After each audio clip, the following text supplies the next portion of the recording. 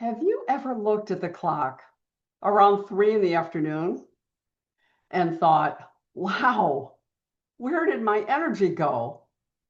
Maybe you started the day feeling great. You checked a few things off your to-do list, spent some time in the garden, went for a walk, ran some errands, or had a productive morning at work. And then all of a sudden, you hit the wall. You find yourself reaching for another cup of something caffeinated or something sweet, or wishing you could sneak in a quick nap. If that sounds familiar, you're definitely not alone. One of the most common questions I hear is, why am I so tired in the afternoon? And while we'd all love there to be one simple answer, the truth is that our energy is influenced by many different factors, all working together throughout the day. So today, I thought we'd take a closer look at some of those factors and talk about a few simple habits that can help support healthy, steady energy naturally. The first thing I want to say is this: feeling tired sometimes is completely normal. We're human. Some nights we sleep better than others. Some days are more stressful. Some days are busier than we expected. And sometimes life simply asks more of us.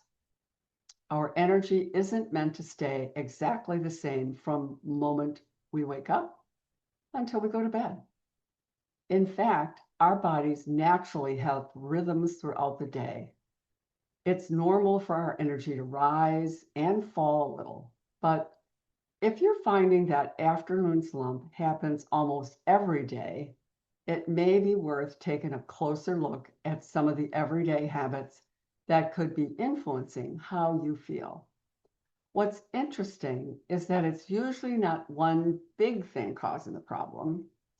More often, it's several small things quietly adding up throughout the day. Maybe breakfast is mostly carbohydrates without much protein. Maybe lunch happened later than usual because you got busy. Maybe you've been outside gardening all morning and didn't realize how much fluid you lost. Maybe you've been sitting at your desk for hours without getting up to stretch. None of these things sound particularly significant on their own, but together they can have a real impact on how you feel by mid-afternoon. The encouraging part is that many of those habits are things we can gently improve over time. We don't have to overhaul our whole entire lifestyle overnight. Uh, Really, sometimes small adjustments make a surprising, meaningful difference. And one of my favorite ways to think about energy is to imagine your body as managing a household budget. Like every activity you do throughout the day has a cost. Walking, thinking, and oh yeah, thinking does take energy. Working, digesting food, managing stress, exercising, even repairing and renewing your body behind the scenes. All of those things require energy. Throughout the day, your body is consistently deciding where that energy is needed most. That's why energy isn't created by one magic food, one supplement, or one quick fix. Instead, it's supported by many different systems working together. Sleep really helps restore us. Nutrition provides the building blocks our bodies need to function. Hydration supports countless processes happening inside the body. Movement helps improve circulation and alertness. Even stress affects our energy because when we're under prolonged stress, our bodies are working harder behind the scenes. And sometimes I think we expect our bodies to perform like machines. We want to wake up with a full battery and stay at 100% until bedtime. but our bodies are more dynamic than that. They're consistently adapting to everything we do and everything we ask them to do. And that's actually pretty incredible. That's also why the little choices we make every day matter. Not because any one choice is going to transform your energy overnight, but because those choices have a way of stacking up together.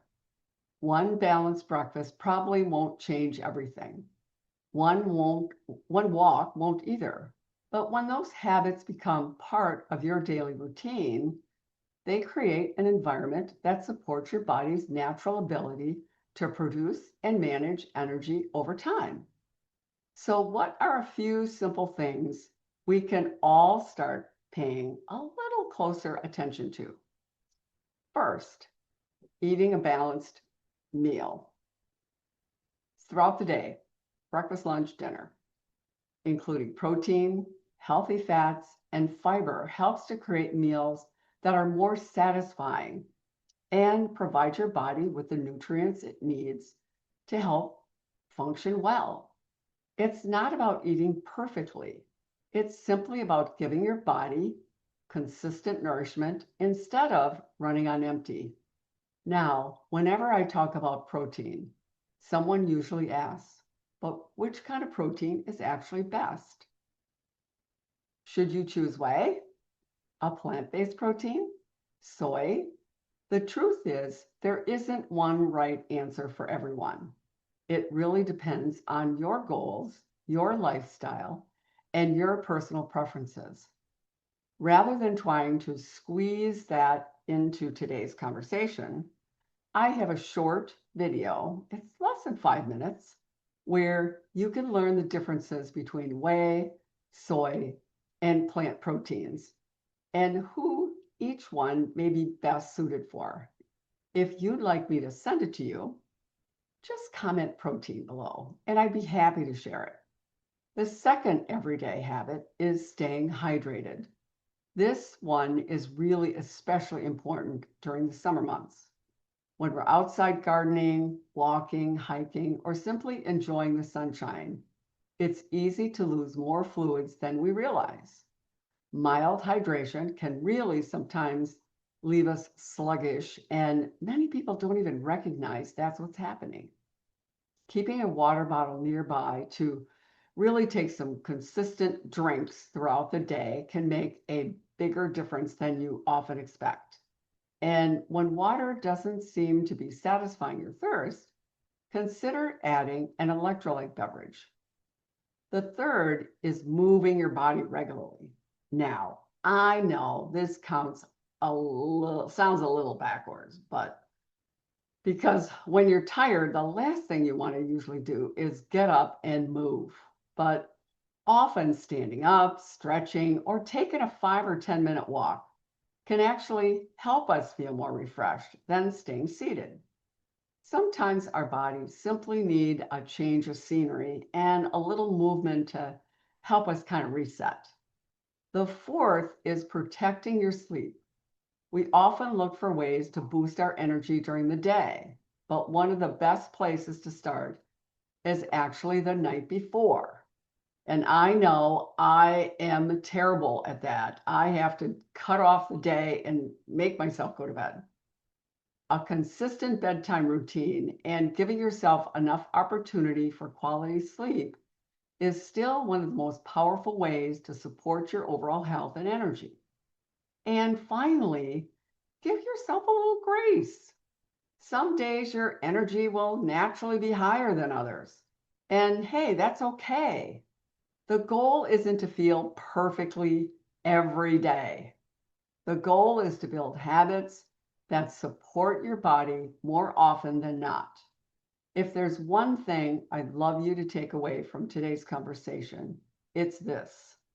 Our energy usually isn't determined by one single thing. It's the result of lots of small choices that add up over time.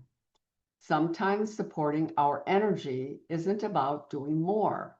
It's about getting back to the basics, like eating nourishing meals, staying hydrated, moving our bodies, getting enough sleep, and giving ourselves permission to build those habits one step at a time. I'd really love to hear from you. When do you notice your energy dipping the most? Is it first thing in the morning, right after lunch, or around 3 o'clock in the afternoon? And remember, if you'd like that free 5-minute video on choosing the right protein, hey, just comment protein below and I'll send it your way. And hey, thanks so much for joining me today, and I'll see you next time.